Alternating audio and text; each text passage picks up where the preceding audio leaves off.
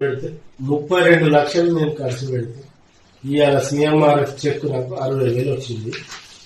60,000 ఇది కూడా నాకు అవసరం లేదు. Thank you. చాలా చాలా సంతోషం.